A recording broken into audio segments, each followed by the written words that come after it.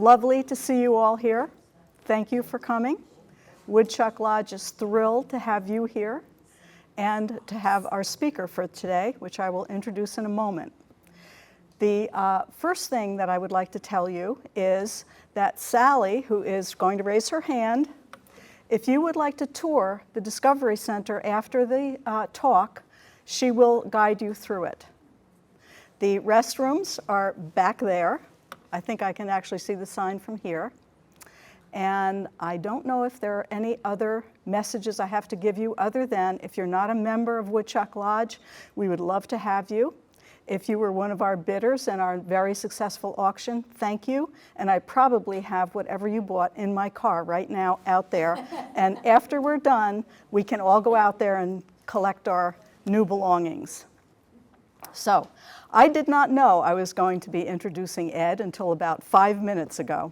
So other than he is a very charming person, and he has deep roots in my area, which is New Paltz, and he has been writing about John Burroughs and speaking about him for a very long time. And his wonderful book, John Burroughs, an American Naturalist, has been one of my go-tos for information on Burroughs. And in addition to being an author, he is also a musician, and we had here earlier a record that he did with Pete Seeger, thank you. I can remember Ed, but I can't remember Pete. And he signed it for the new owner, which was lovely. I also am wanting to tell you that he does all sorts of other things. He's a philanthropist, and he, according to his little bio, which is here, he is a editorial and publishing consultant. Now, if you happen to speak Chinese or read Chinese, I have just found out that this book is going to be translated into Chinese. So I guess maybe that's for all of the people who are coming here that want to go see Woodchuck Lodge and all of the other places that have been made famous by Burroughs. So without further, I would like to introduce our speaker.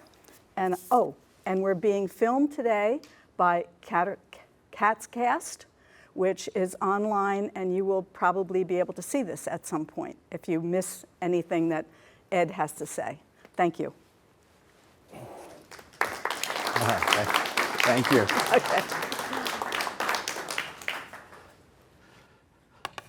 For a few weeks, I'll tell my wife, oh, my talk is online. You couldn't be bothered coming with me, but you can find it online. And she'll say, yeah, I'm sure I can. Don't hold your breath. I had, let's see. Is my phone over there? What's over here? My phone? Your phone? Oh, I must have left it in the car. Okay, forget it. Go get it? Oh, no, I was just going to reference a quote from the phone, but that's all right. I'll skip it.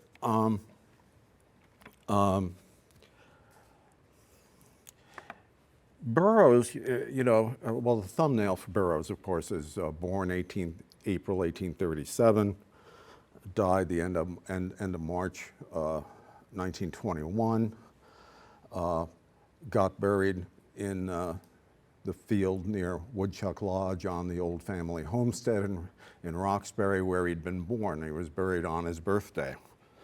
And there's a certain symmetry to that.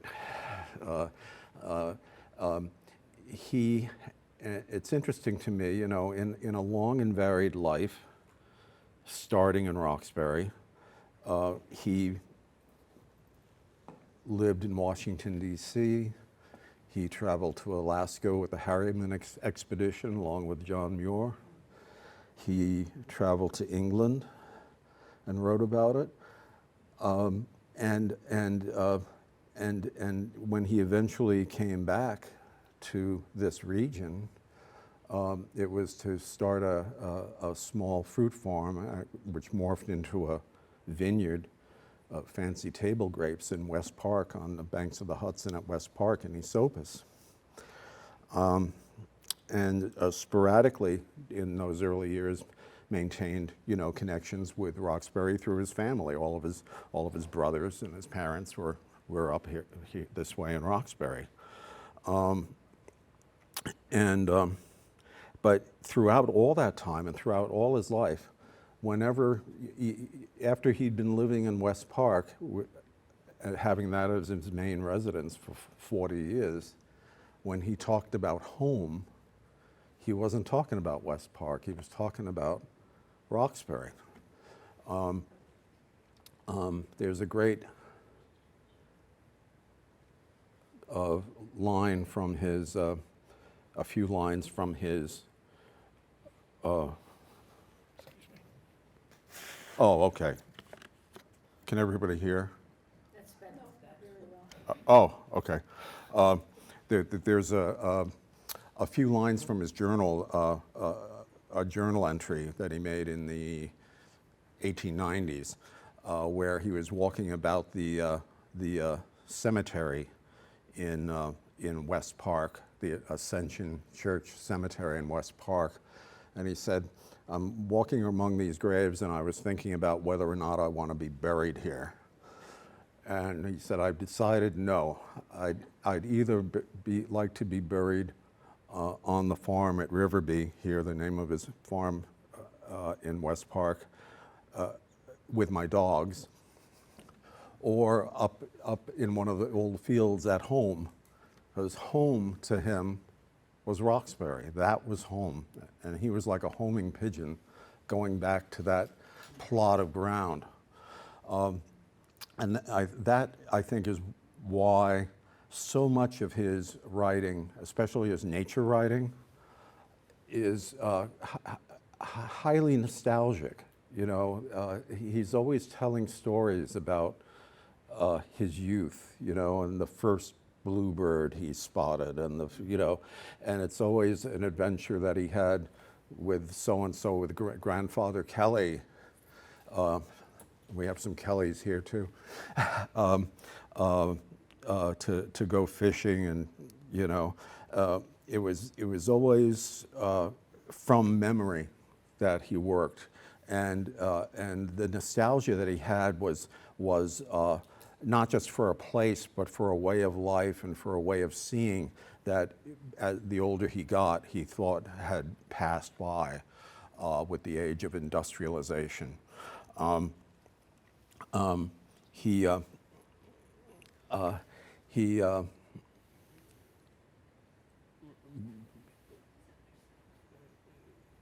He related to Roxbury in a way that was different than the way he related to any other place on the planet. And even his home farm that he established at West Park, Riverby, he came to not be interested in its running at all. He eventually left the running of the farm completely to his son, and he eventually stopped using the house that he'd built there himself personally in the 1870s to his own specifications, and called it at one point the most absurd house ever built. And it is kind of absurd. If you go inside the house at Riverby, which is still owned by descendants, and I've been in there, it's sort of a labyrinth. There's the feng shui, forget about it. There's no feng shui.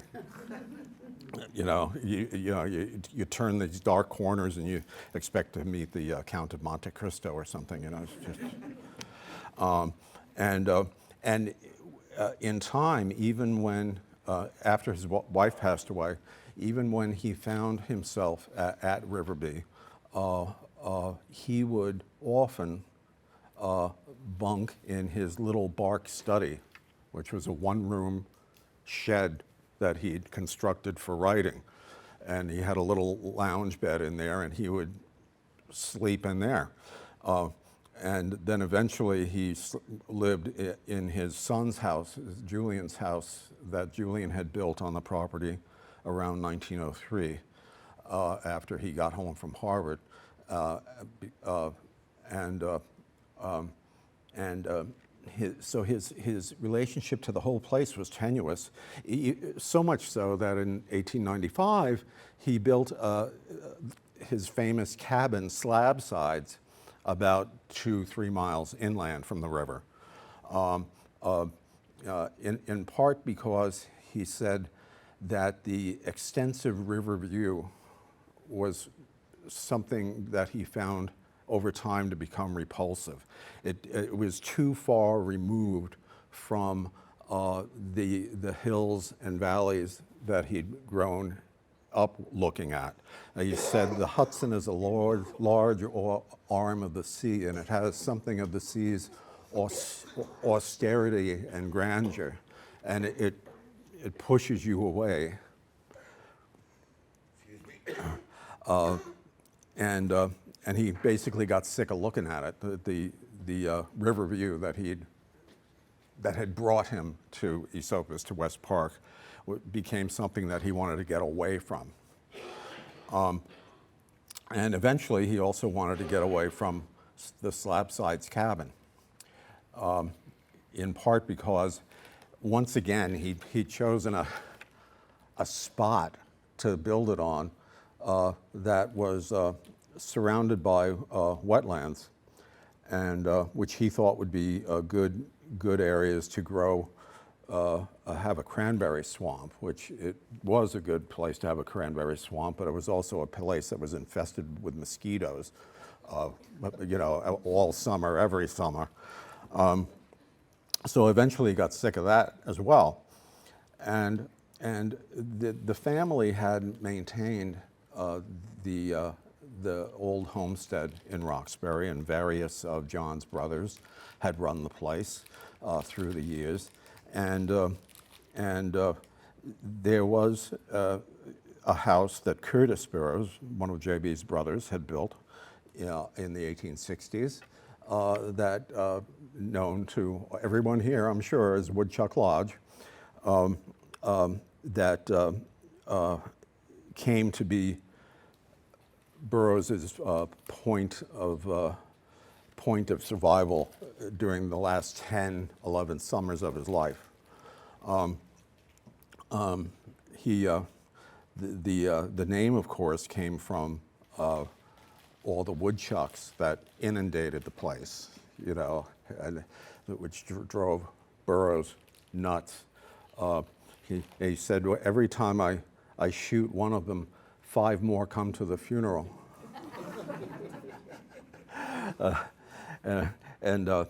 Pietro, the great Italian sculptor, Pietro, who Helen Gould Shepherd had commissioned to make a statue of Burroughs,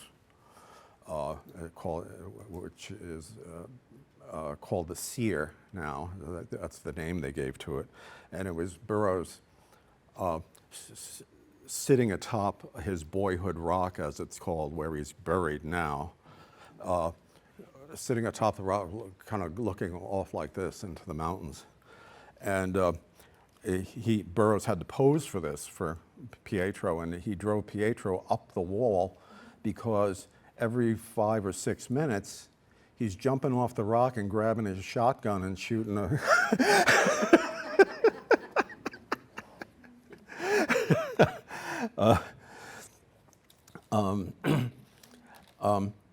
It's interesting to me that both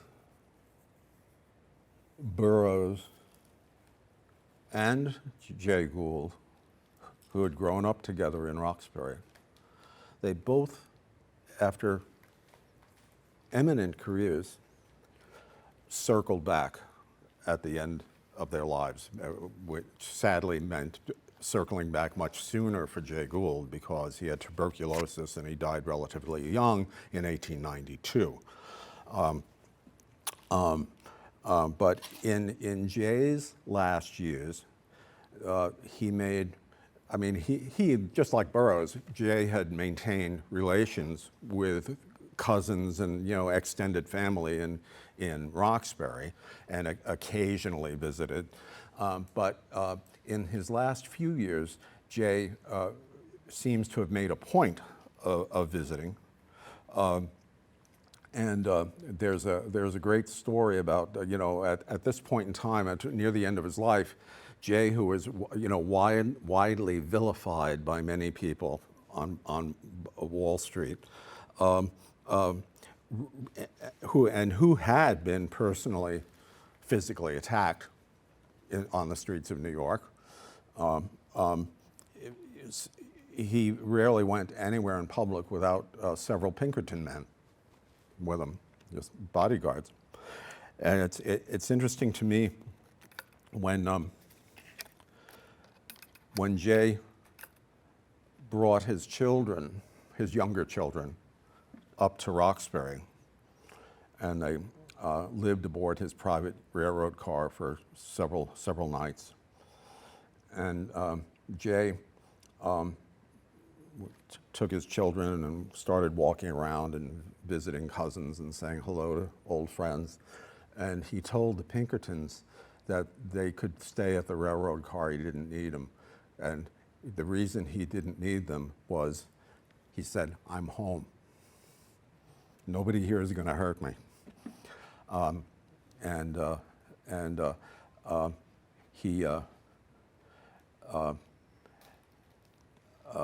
it's interesting to me also, I was telling someone this anecdote earlier, when I was working on my biography of Jay Gould, I was going through Jay's library of books at Lyndhurst, his home on the banks of the Hudson at Tarrytown, Irvington actually, and I found a complete set of the works of John Burroughs up until 1892, which is when Jay kicked the bucket. And in some of these books, in some of the more nostalgic papers, like, talking about, trout fishing and as a boy in the Catskills or what have you, there were little hen scratches and fly specks, no marginalia from Jay on the side. That was the Fishkill Creek. It wasn't the Esopus. Stuff like that. The Esopus was lousy for perch. That's where you go for trout. And when very shortly before Jay's death, on one of those trips, he arranged, and I remember Kingdon Gould had the original letter. There was an arrangement made for Mr. Gould to go fishing at Mr. Furlow's lake in Arkville here, and which I gather he did. And eventually the family bought a lot of the land all around the lake, and they still have it. And so Jay was going home, not just to the region, but to the, I'm pretty sure he hadn't gone fly fishing in 40 years. But he came back here, and that's what he wanted to do.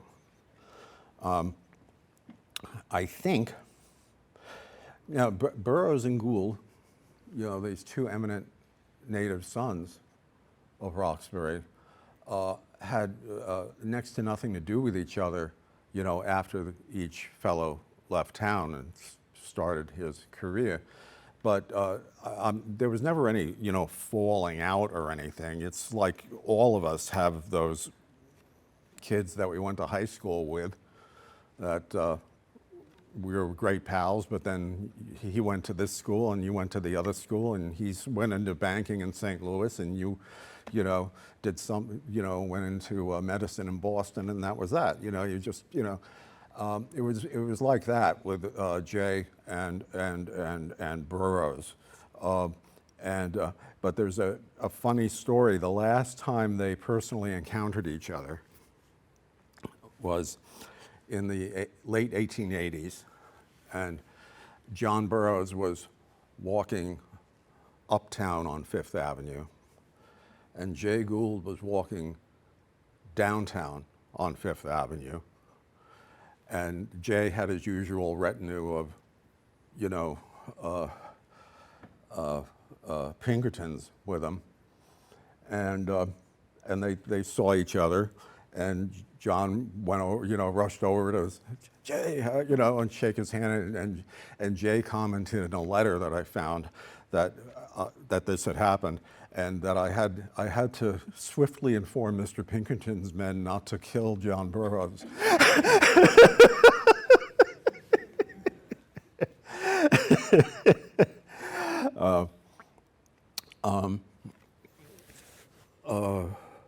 It's interesting also,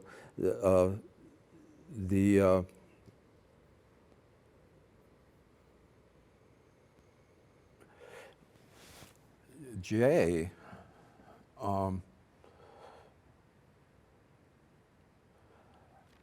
more than Burroughs, because, you know, Burroughs was famous, but he wasn't particularly rich. Jay was infamous, and he was rich.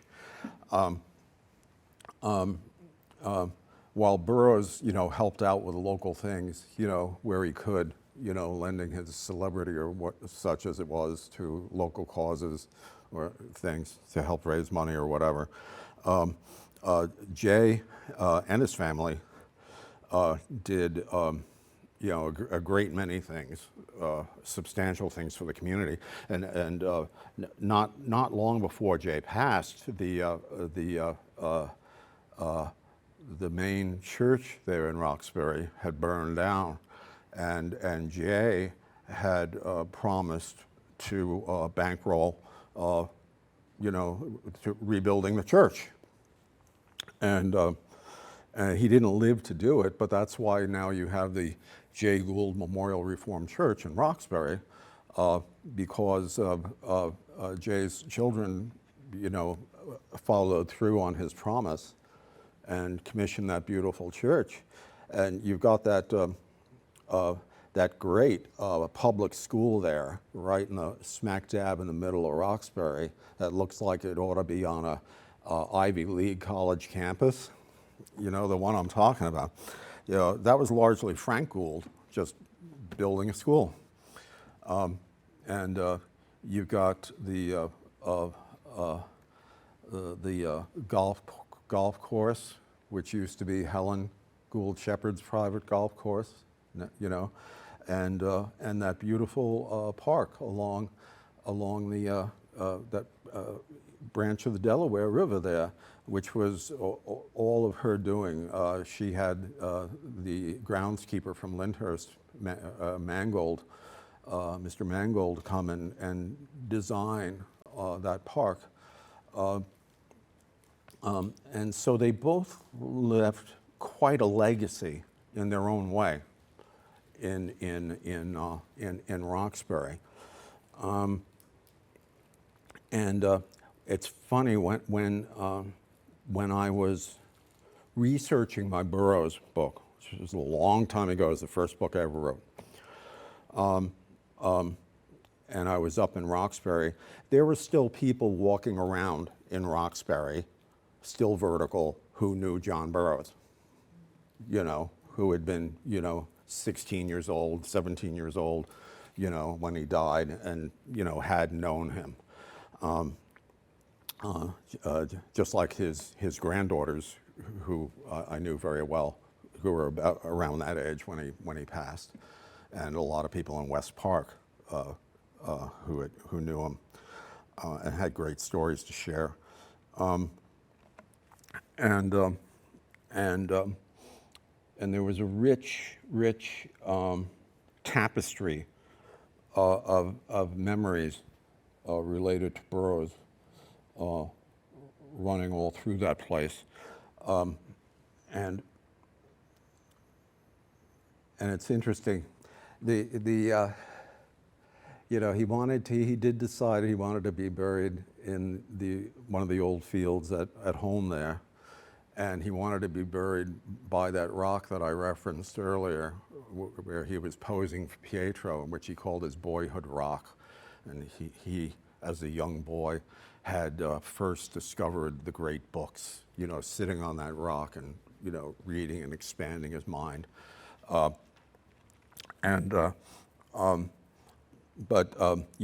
the Burroughs farm, just like all the farms around there, was essentially a dairy farm because that's all you could do. You could grow hay. That was about it. You had that red clay soil, the Devonian rock and shale. You couldn't really plant crops. You weren't going to grow corn in Roxbury. It was a dairy farm. And in order to, when Burroughs passed, and the locals had a few days to prepare his grave, they started digging, and they couldn't make any progress at all. They eventually had to use sticks of dynamite to blow out the grave because it was so rocky. And I always imagine what it must have been like, to be, blowing up this field so that we could bury John Burroughs. I'm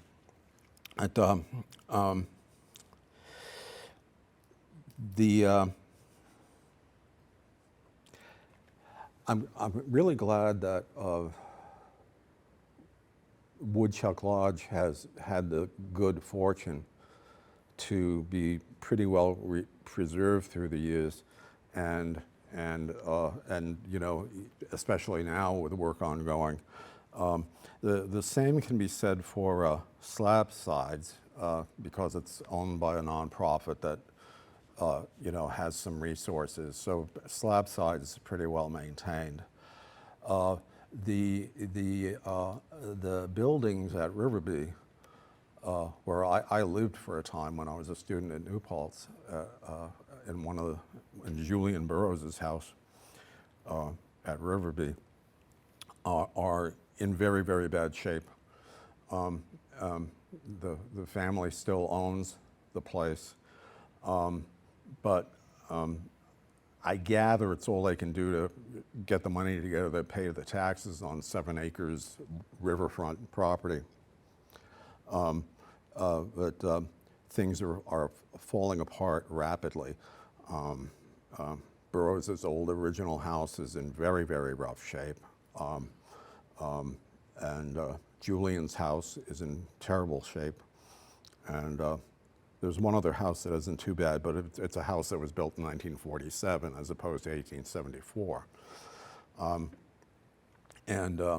I'm not sure what's going to happen there. And Burroughs' bark study, which was the study he built in the early 1880s for writing, and where he wrote many of his earlier books, is about to collapse because there's a plaque, National Register of Historic Places, but it's going to fall down because it was built on pilings rather than on a foundation. And after all these years, the pilings are rotting, and there's no foundation. So the whole thing is, it's like an Escher drawing, So hopefully,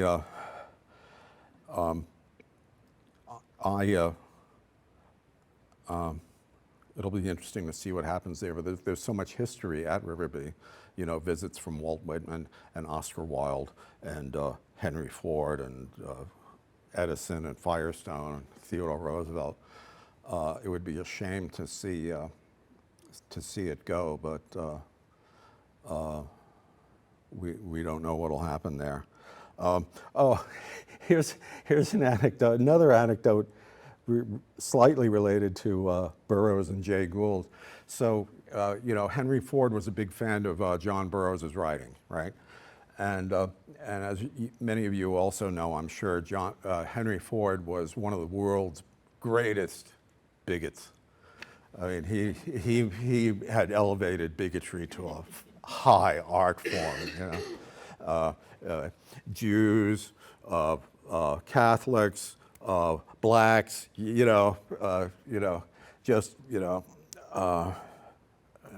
anybody who played jazz. There was quite a list. And, and Jay Gould,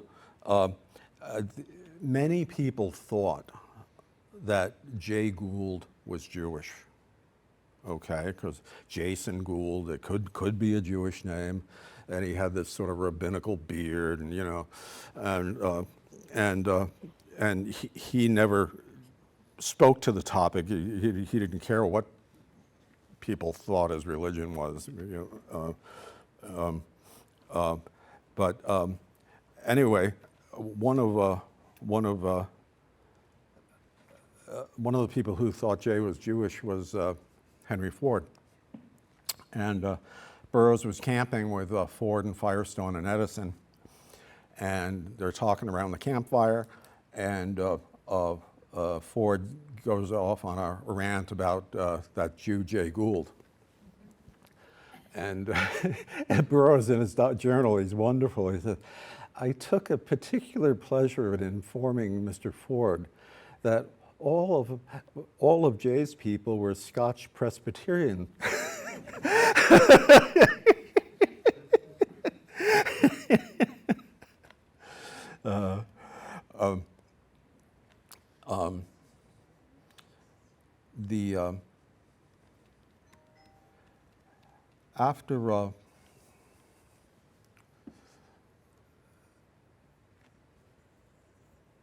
After Burroughs died, his longtime assistant, associate, and most likely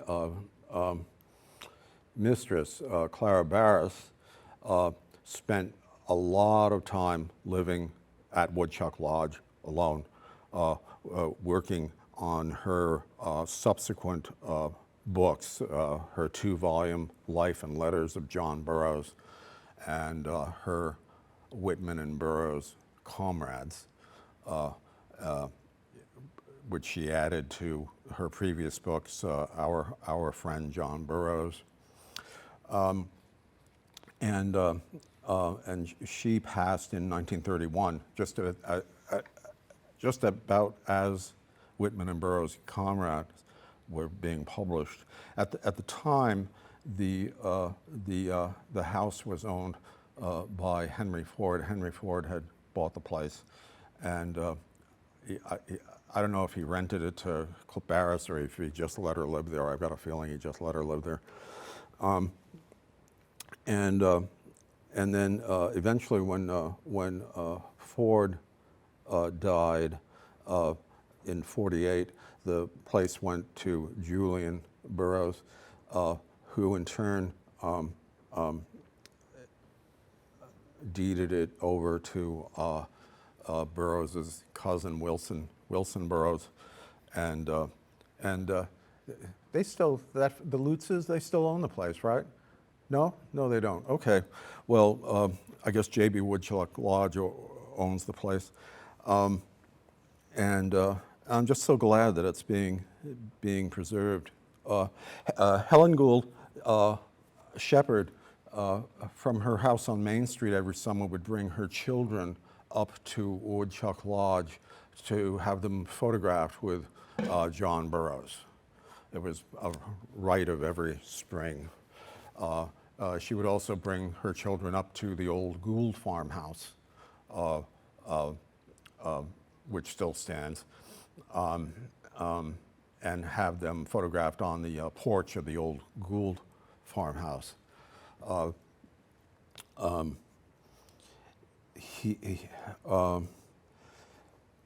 She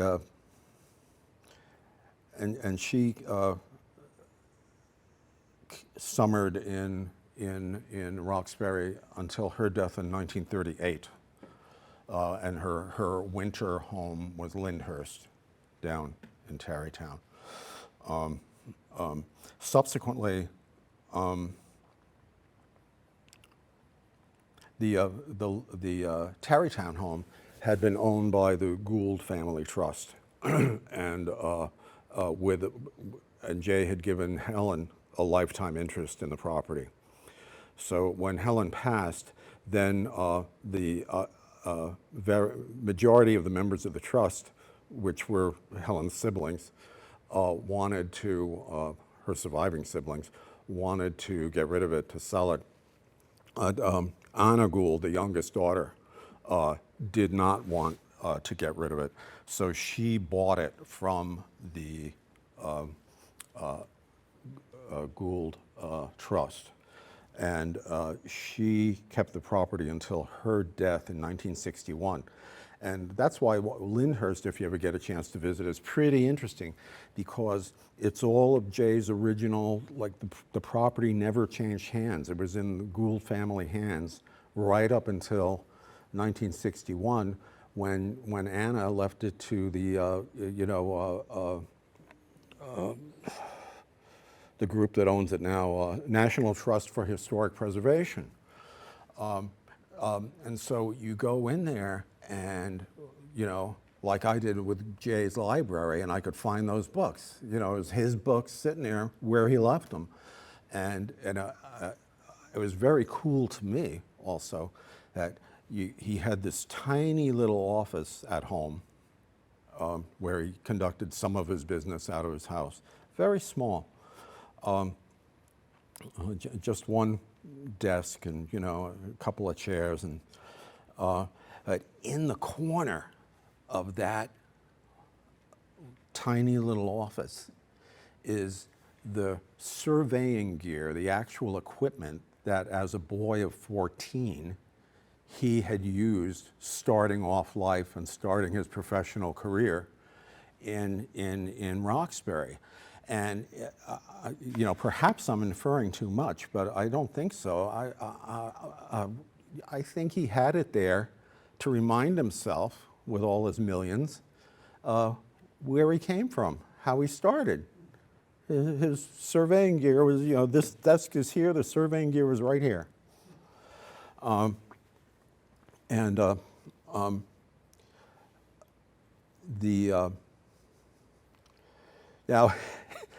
funny story. So I have a friend who's an attorney in Paris, who is Anna Gould's great-great-grandson, okay? Because she married into the nobility in France. And all of Anna's descendants are French.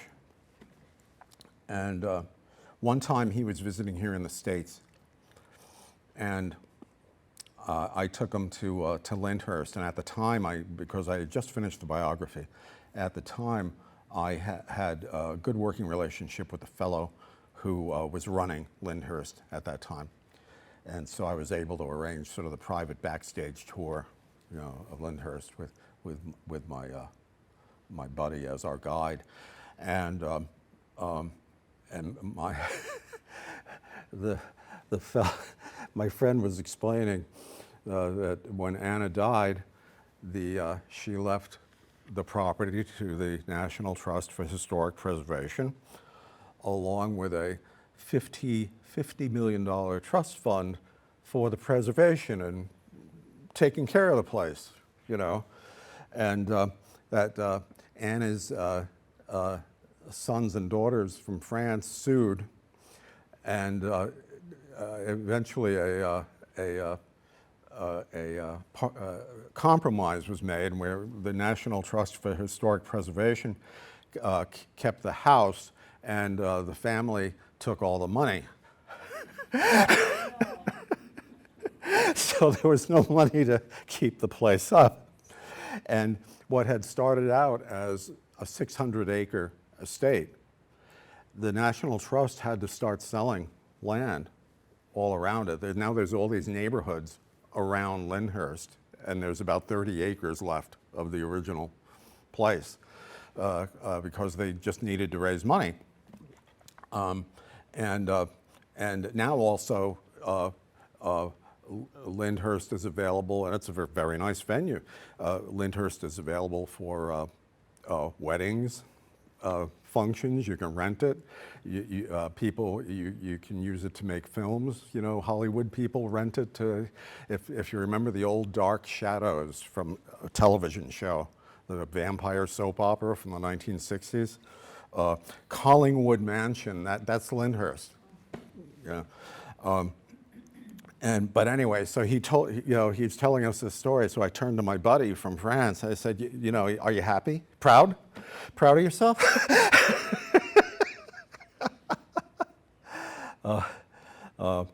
And it's funny, we had, he at that time was dating a girl who was a descendant of Theodore Roosevelt, and which was actually how I came to know him. So, so and so she was on the tour with us too. And at the end of it, I said to my buddy who ran the place, I said, "Well, thanks very much, Vicky Roosevelt." I said, "Vicky is unimpressed." She said, "It's okay, but it's no Sagamore hell." I did not say that. So, the legacy of Burroughs and Gould, is still very strong in Roxbury, and I think that's cool. Here's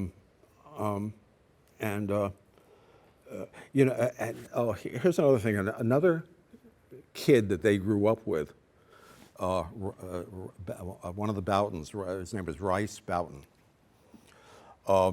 He became he went into the ministry, and he became the director of the so-called 5 Points mission in the worst neighborhood of New York at that time, the 5 Points district, and just riddled with vice and just, and he ran that for many, many years. And Jay was and he never, a lot of the gifting that Jay did, not only didn't he want, he wasn't doing it for the publicity, but it went beyond that. He didn't want publicity. I've seen documents for gifts that Jay gave to NYU, for example, that say, this is for the engineering department, blah, blah, blah, blah, and the terms are this. And by the way, if any of this is made public, this transaction, all the funds are returnable. He did not want. But one of the things he did was he always made sure that Rice Boughton had enough money to keep that mission afloat. And I saw a note. It was at the New York Historical Society Library down in New York. I saw a note where they have a lot of papers related to the 5 Points mission. On on Jay's blue letterhead, famous blue letterhead, note to Boughton that evidently had been accompanied by a check of some kind, and said, here's, for this month or whatever, and don't forget we're 30 blocks to the north. If you ever feel like eating dinner at some place that isn't the 5 Points mission, take a walk. Which I gather Boughton did. And so that was another, kid from Roxbury who made good. And it's interesting, they all, Burroughs in his time, Gould in his time, Boughton in his time, they all, in reflective pieces that they wrote, towards the end of their life, they all paid homage to this fellow Oliver, last name Oliver. I'm blanking out on the first name, who was their teacher in the little one-room school in Roxbury. They all hearkened back to this guy and said he threw the switch. He got us, thinking, maybe there's something over the hills that could be interesting to pursue. And there's records of Jay actually stopping. Oliver wound up living in Kansas, and there's actually records of Jay stopping when going through that neck of the woods to visit this old teacher. Because Jay used to ride, he'd spend a lot of time riding his rail lines. You know, he had his private railroad car, and they'd hitch it up, and he would go. And he wanted to see how the lines were running, and you know, and he would get out and he would talk to, you know, the station manager, but he'd also, depending on what the priorities were, you know, if the guy who was the switch operator, well, how do you like that new switching system we put in? Can it be better? Was it better before? Do you like this better? You know, or, you know, do you have any suggestions for improvements? He was a real micro guy, not really a micromanager, but he was interested in knowing the nitty gritty, you know, of the details of his businesses, and he loved trains. He just loved trains. And one other interesting thing for me between Burroughs and Gould, you know, so Burroughs went on to have this great literary reputation, and 27 books he wrote and published during his lifetime, getting rave reviews written about his work by people including Henry James, you know, and here's Gould, who, you know, was a similar genius financially, but of the two of them, who wrote and published a book first? Jay Gould. Jay Gould was about 20 years old when he wrote the history of Delaware County and the border wars of New York. You know, it's just a massive tome, you know, personally researched and written by Jay Gould, and then published by Jay Gould. And it's still a resource, a highly reliable resource on the early history of Delaware County, because Jay was talking to many of the principals. You know, when he was talking about the down rent wars, I mean, you know, he was talking to guys who were down renters. You know, they were there.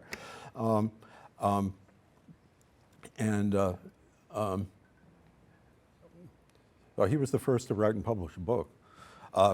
The one other thing I would say about Jay and Delaware County in general is if you ever get a chance to see, he did several maps of this region, but there's a map of Delaware County that Jay did based on his surveying and all.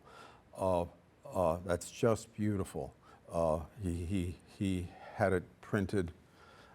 He sold advertising around the edges of the map, and he had it printed and distributed. It's very rare now to find one, but if you're ever over in Roxbury and you go into the Jay Gould Memorial Reformed Church, in the vestibule beside the you know, the chapel area, vestibule where the stairs are going down to the basement, up on the wall there's a framed original Jay Gould map of Delaware County, and it's really a thing of beauty. It's well worth looking at. And you know, well, I've been rambling, but so why don't I throw it open to questions? Hi. I already had a chance to tell you that I think your biography of Burroughs is the best. Thank you. But you also wrote one, as you mentioned, of Jay Gould. And I've read two, yours and another guy just came out recently. Yeah. And, you know, it's always been John Burroughs, good guy, Jay Gould, bad guy. But this guy, the guy who wrote the second biography, points out that in a lot of things that now in the 21st century are the way we judge the character of a person, Jay Gould wins. Oh, yeah. Home at dinner every night at 6 o'clock. Mm-hmm. Marital fidelity. Mm-hmm. You got in trouble with the Burroughs family by revealing not only the adoption of Julian, but the conception of the son. Yeah. Which one of these two guys, you spent years with both of them separately, which one of these two guys did you personally like better?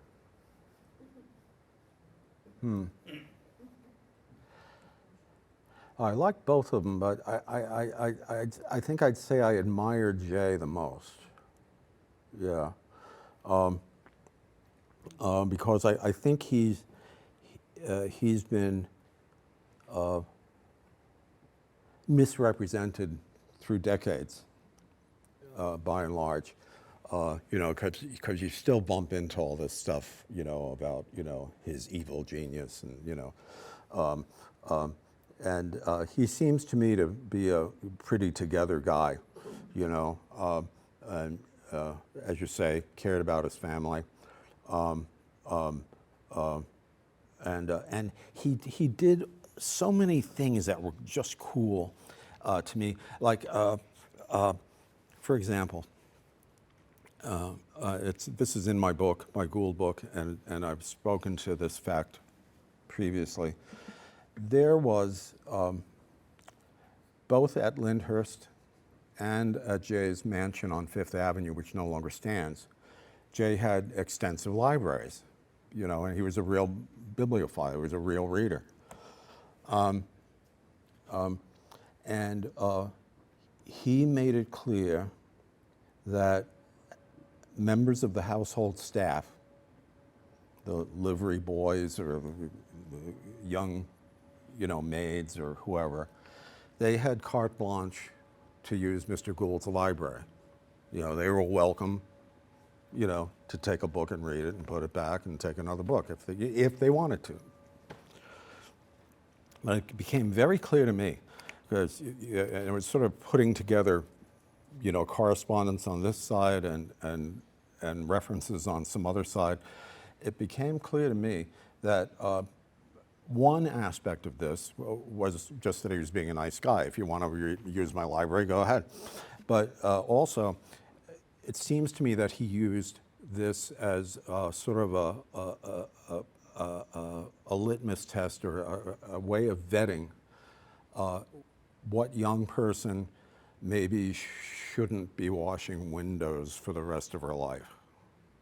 You know, she's reading a lot of books, you know.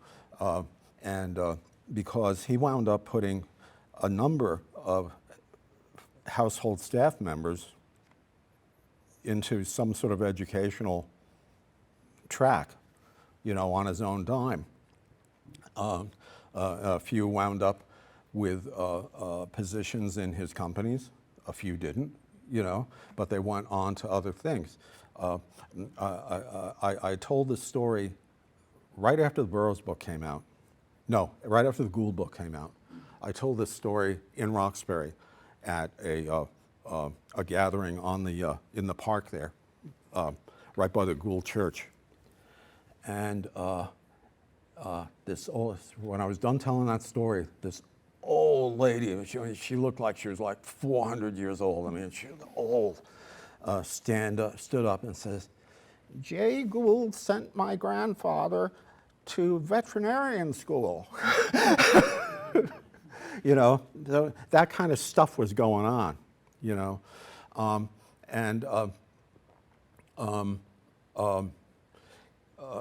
So because he remembered starting with nothing, you know, he had worked his way up, you know, and I see this again and again and again. I see this with a big part of what my main bread and butter is, you know, as a publishing consultant and writer and ghostwriter. So it's almost all financial, okay? And I've got two of my clients right now. One's name is Lee Cooperman. Another one is Mario Gabelli. These are multi-billionaire hedge fund originators from the Bronx, they both were shining shoes in the Bronx 70 years ago, okay? And they both have taken the Warren Buffett pledge, so-called, and they're putting all of their assets into nonprofit foundations to fund various educational and other endeavors, as in all, their assets. Another biography that I wrote a long time ago, well, 60 years ago, was a biography of this fellow Charles Stewart Mott, who was one of the original people in General Motors with Alfred Sloan and Kettering and those, all the key General Motors people, who, Charles Stewart Mott made, he lived forever. He was born 1875, 10 years after the assassination of Lincoln, and he died in 1973, 1 year before the incorporation of Microsoft. He amassed a fortune of about $100 million. And he put the vast amount of that fortune into something called the Charles Stewart Mott Foundation, which is still going strong to this day, doing educational and environmental work around the world with a corpus of $3 billion. And I've seen this again and again. I think Gould was a forerunner to some extent, but and so was Carnegie. Carnegie put, he didn't believe in inherited wealth as a concept. He just didn't believe in it, founded the Carnegie Corporation and the Carnegie Institute for Peace and the Carnegie this and all the Carnegie libraries that he built all around the country. Carnegie, who said the man who dies wealthy dies disgraced. It was funny. A number of years ago, I was at an event, and I wound up sitting next to this guy who turned out he was a great-grandson of Andrew Carnegie. And I said, "Oh, Andrew Carnegie, he didn't believe in inherited wealth." And the fellow looked at me and said, "I'm aware."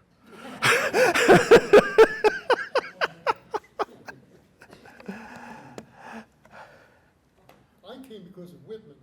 Ah! That was in the blurb. Oh, well, I'll talk. Whitman was not in this echelon of people, and yet there was this deep connection between John Burroughs and Walt Whitman. Oh, yes, they were devoted. A different angle, and I want you to say. Sure. No, I'll be happy to talk about Burroughs and Whitman. They were extremely close. They met in, Burroughs was familiar with the first edition of Leaves of Grass before he ever met Whitman. He had picked it up and read it because Ralph Waldo Emerson had basically blurbed it, okay? Anything Emerson liked, Burroughs was poised to like, okay? And then Burroughs wound up in Washington, D.C. during the Civil War, working for the U.S. Treasury Department, and sought out Walt Whitman, and they became, quite close friends. And it was interesting. Whitman was just about the only literary friend that Burroughs had that Burroughs' wife also liked. She liked Walt. She hated everybody, everybody else. So Walt spent a lot of time visiting at their house, and Burroughs' first book that Burroughs actually wrote was entitled Notes on Walt Whitman as Poet and Person, which was privately published. Burroughs paid to have it published. And the original manuscript for that is down in the Berg collection at the New York Public Library in the Rare Books and Manuscripts Division. And when you go through that manuscript, it's Burroughs' draft, and you can plainly see things being crossed out and overwritten, and it's Whitman's hand. Well, you've almost got this right, don't you?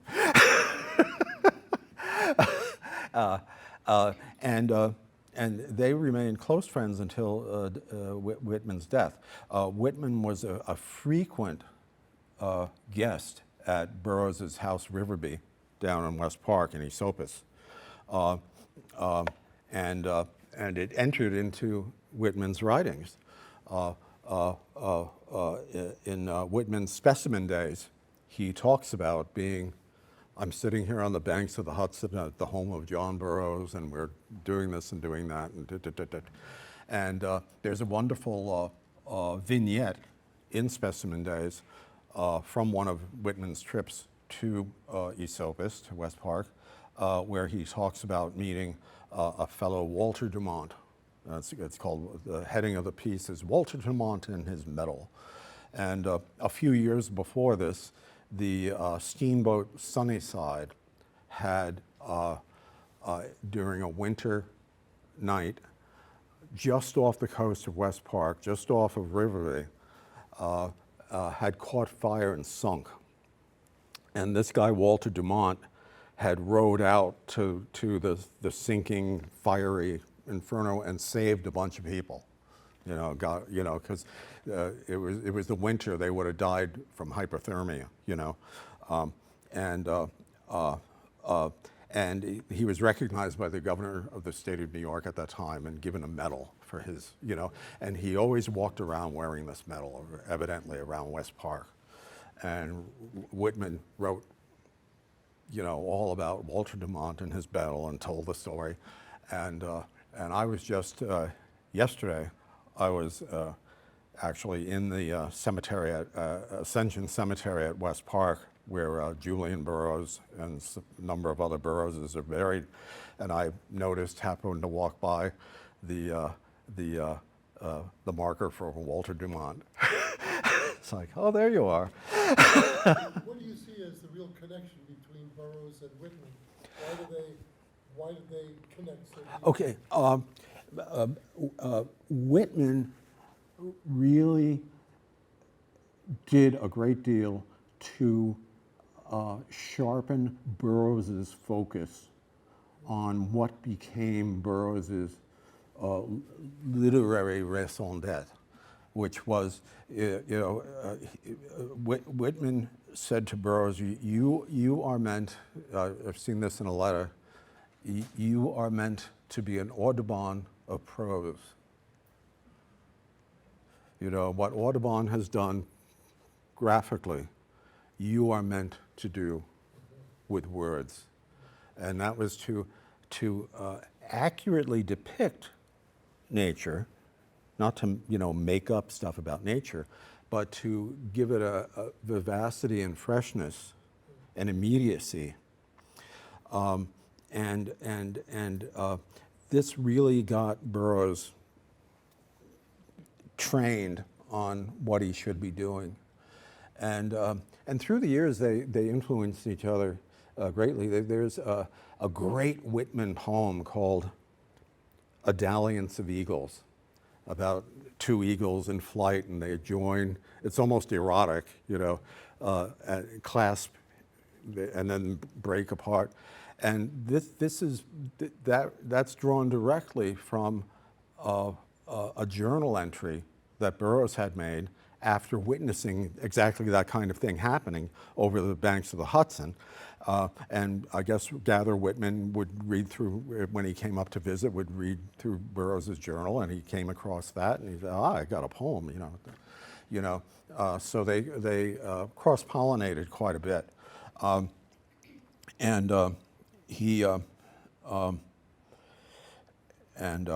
And after Whitman died, of course, Burroughs wrote a full book, not really a biography, but a full book, Whitman, a Study. And he also helped that first major Whitman biographer, whose name I'm blanking out on. He helped him a great deal to get the story straight, and he kept up with many. Whitman is the connection that draws some other people of interest into Burroughs's orbit, because, for example, Oscar Wilde, touring the United States, made a point of visiting Whitman, and made a point of visiting everybody who was close to Whitman. So you wind up with Oscar Wilde over at Riverview here, visiting, and talking about Whitman with John Burroughs. Now, most of those writers who hovered around Whitman, most of them, of course, were gay. Yeah. Burroughs was somewhat unique in that instance, because not only was Burroughs not gay, he was a very enthusiastic heterosexual. He was all for it. He was all in, as you. And actually, Whitman. I've seen at least one letter from Whitman to Burroughs, criticizing Burroughs for. Burroughs used to run around. Okay, he was a player. He was a he was a philanderer. He liked girls. And as I said, Whitman and Ursula Burroughs were quite chummy. And Whitman criticized Burroughs for going off the reservation. Didn't do anything to stop him. Amanda Hagen, have you ever spoken to any of her descendants, and might they have some letters, documents? I've never spoken to any of them. No. Because I heard she lived in Kingston afterwards. Did she? Yeah, and after there might be descendants. I always wondered if Oh. there were letters from John. Yeah. I'd wager that there aren't, but who knows? Who knows? This girlfriend. Amanda Hagen was Julian's birth mother. Yeah.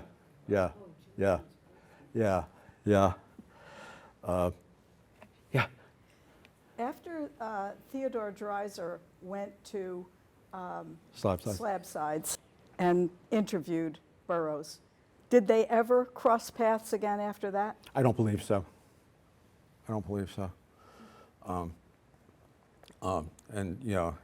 And that was just a work for hire thing for Dreiser. Yeah. He was Success interviewing magazine. this famous guy, John Burroughs. Yeah. Yeah. But it's fascinating to think of some of the people who were with Burroughs at various points of time. You have this guy, Theodore Dreiser and Oscar Wilde and Walt Whitman and Thomas Edison. And Burroughs, he didn't meet him per se, but Burroughs shook the hands of Abraham Lincoln. He shook his hand, met him, and he keeps bubbling up in popular culture too, Burroughs. He's referenced, for example, if you read E.L. Doctorow's great novel Ragtime. He talks about. Burroughs isn't a character in the book, but he is mentioned in the book, as part of the culture, at that time, and he pops up in biographies of many of his contemporaries. I was reading a biography not long ago of Mark Twain, and there was a celebratory birthday dinner for Mark Twain around the turn of the century, where all these authors got together and had a party, for Mark Twain's birthday, and Burroughs was there, and Mark Twain turned his remarks into sort of a roast of all his friends who were there. He started to do a Don Rickles or whatever, oh, so-and-so is here, and when he got to Burroughs, he said, No one wants to sit next to Burroughs because you never know when some cockatoo is going to fly out of his beard.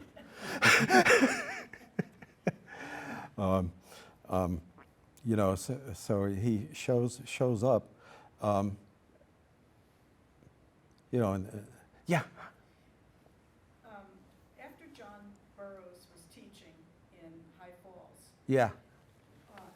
was there ever anything that he wrote about being a school teacher?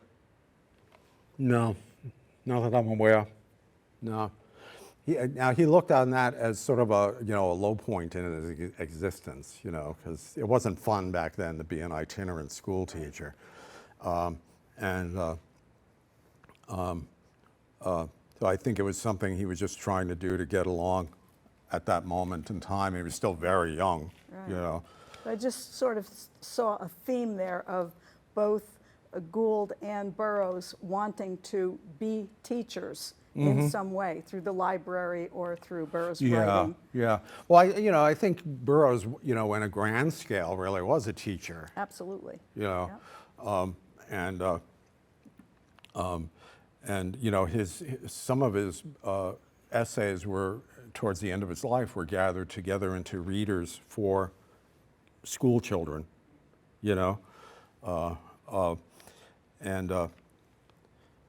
so I think he was a teacher in his own way. And he enjoyed entertaining students and such at slab sides for quite some time. A lot of Vassar girls. When I was at New Paltz, I liked Vassar girls. Any other questions? No. Oh, yeah. I have three things. The first is a comment. Most of the literature, the signage, never mentions Ursula very much. Where is she buried? She's buried in her town that she came. Who? Who? Tongor.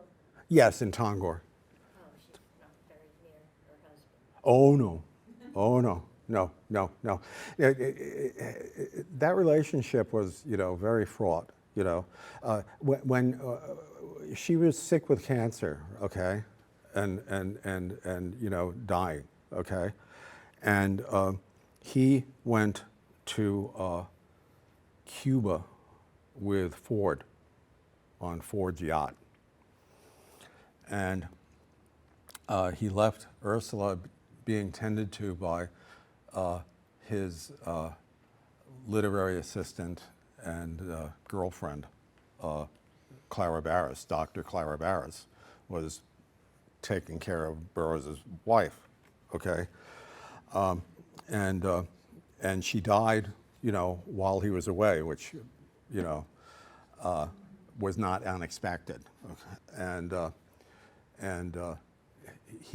there's a journal entry that's something else, He said, I received the telegram with the news that I was expecting any day. I'm sorry she's gone. I would not have her back. But it would be nice to know that she was well and alive and content somewhere in this world. But I wouldn't have her back, okay? It was very fraught. And it comes through again and again and again.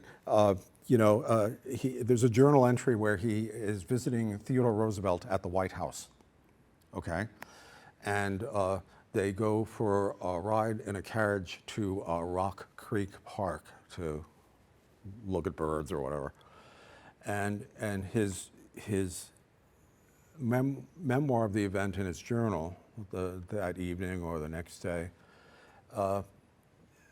in it, he says, this is almost a direct quote, think of me, the henpecked, riding down Pennsylvania Avenue with the President of the United States and treated by him as a friend and an equal. Think of me, the henpecked.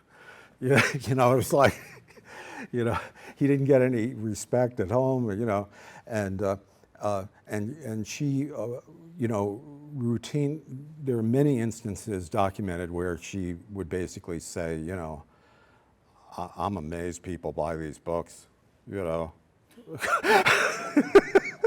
Like, you know, who's buying this stuff? But didn't he court her in the beginning? Didn't he have to convince her to marry him? Oh yeah. You know, but you know, it always starts off, you know, quite romantically. It takes some skill to keep it going. The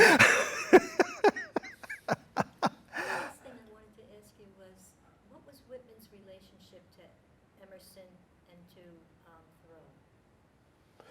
Thoreau? Were they close, or were they just mentors of Burroughs? No, well, Whitman and Thoreau didn't know each other at all. Okay, you know, I doubt if they even knew each other's work. Okay, but Emerson was an early promoter of Whitman's work long before Emerson ever met Whitman. Emerson only met Whitman a few times, but Whitman had sent Emerson the first edition of Leaves of Grass, and Emerson had written back to Whitman a strongly congratulatory letter saying, this is the new voice of poetry that we need for the new America, for our young continent. And that's what got Burroughs' attention and got him reading Whitman, because Burroughs' first great teacher from a distance through the books, through the essays, was Emerson, you know, and Emerson was Burroughs' guiding star from the beginning, you know,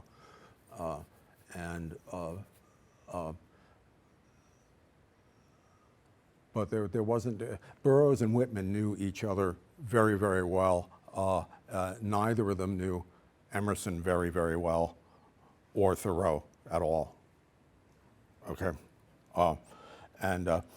actually, in a review of Burroughs' first book of nature essays, Wake Robin, which had been titled by Whitman, by the way. It was Whitman's suggestion for the title for Burroughs' book. Henry James, reviewing that in the Atlantic Monthly, said that Burroughs was a more humorous, available, and approachable Thoreau. Because Thoreau always came across as a little stern, you know, whereas Burroughs was more chatty, you know. I think that was a valid criticism, you know, valid comment. Could I follow up on this same relationship, which was that Whitman and Emerson were transcendentalists? Yes. You know, in any way was Burroughs a transcendentalist? Definitely. And how do you see that, other than just this wonderful feeling about nature and connection to nature and deep interest in everything Well, nature? yeah. Well, Burroughs, you know, had been raised in a strict sort of Protestant Christian household, and he very much rebelled against that early on, and in fact, in his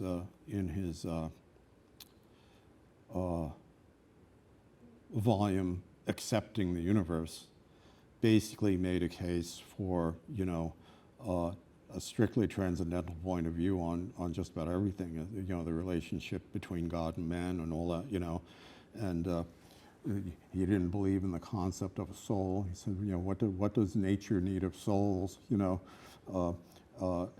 He didn't practice any religion himself personally. He generally didn't even celebrate, and Julian commented on this late in life, that he basically didn't have any Christmases as a kid because they just didn't do Christmas.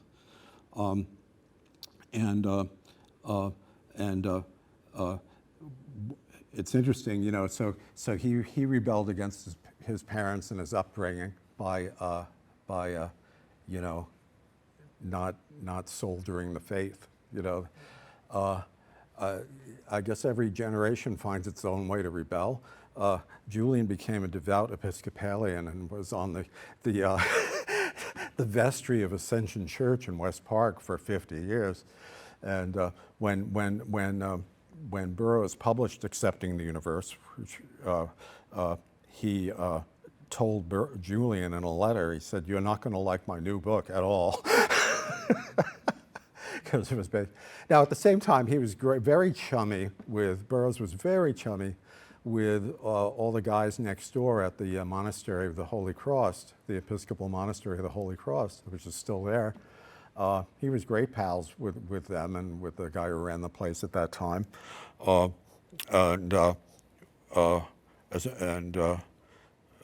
Used to use they had a great library over there. He'd go over and use it, walk through the woods and go.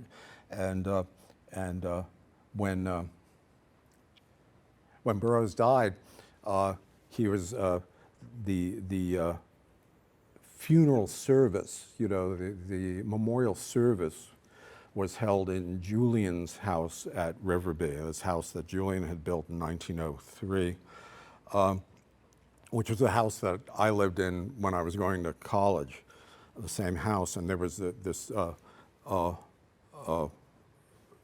window seat in the living room under two big windows, and Julian's daughters told me that's where John Burroughs was laid out, you know,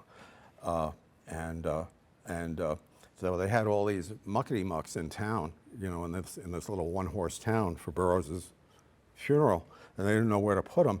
So Henry Ford and Edison and Firestone and all these guys, they wound up in monks' cells next door at the Holy Cross Monastery.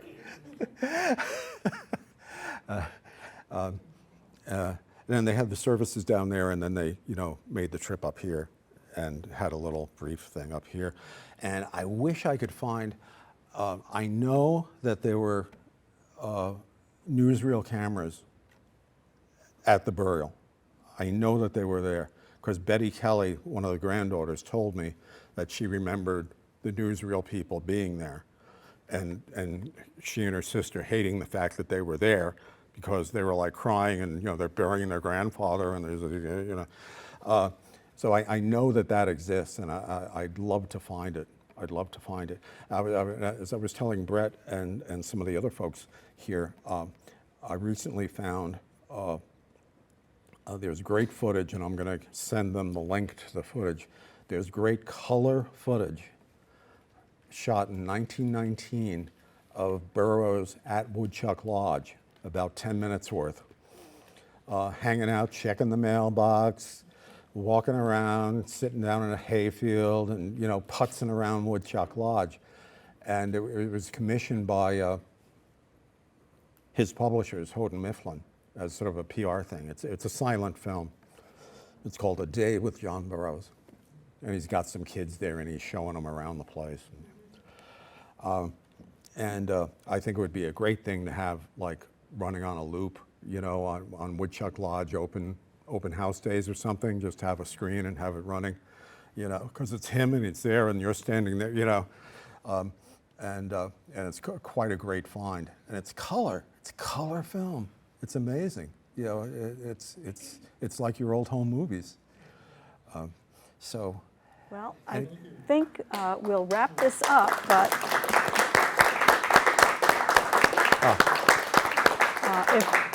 if there are thanks any for coming. further questions, maybe Ed would answer those personally, but I wanted to just make a couple of announcements. The next program will be June 1st, Saturday, at Woodchuck Lodge, and that will be John Michelotti, and he will be taking you on a fungus walk. So I hope you'll make that, and these cards have all of our programs for this year, and I want to thank Laura for the great job she did lining up Ed. And and all of the other good speakers we're going to have here. Thank you very much.